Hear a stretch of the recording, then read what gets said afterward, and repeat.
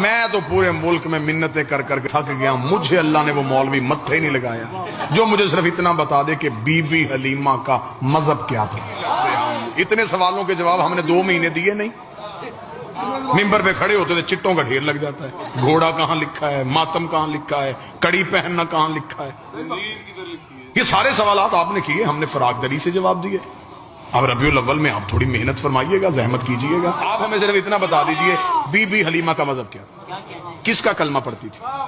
اگر آپ کہیں گے نبی کا، تو آپ نے تو خود ہی کہا ہے کہ نبی تو 40 سال تک نبی نہیں تھے۔ جب نبی خود نبی نہیں تھے تو اس نے کس کا کلمہ پڑھا؟ اگر آپ کہیں اس نے نبی کا کلمہ نہیں پڑھا تو پھر بھی نبی کو دودھ پلا دیا، تو پھر میں فوراً قرآن کی آیت مولوی کے گلے میں پھندا بنا کے ڈال دوں گا۔ اللہ قرآن میں کہتا ہے وَحَرَّمْنَا عَلَيْهِ الْمَرَاضِعَ، ہم نے حرام کر دیا تھا دائیوں کا دودھ موسیٰ پہ۔ شرم کر، موسیٰ نوکر ہے، یہ سردار ہے،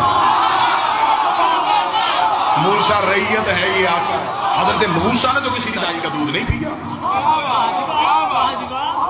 یہ تراشے گئے کردار تھے، یہ آل محمد کے خلاف کردار بنائے گئے، کیونکہ اگر لکھ دیتے کہ حلیمہ نے نہیں پالا تو پھر بتانا پڑتا کس نے پالا۔ وہ ابو طالب بارے میں نہیں تھا، اس ابو طالب کا نام مورخ لکھنا نہیں چاہتا تھا۔ بادشاہ نے درہم و دینار کے منہ کھول دیے، اس نے نام کردار تراش دیے۔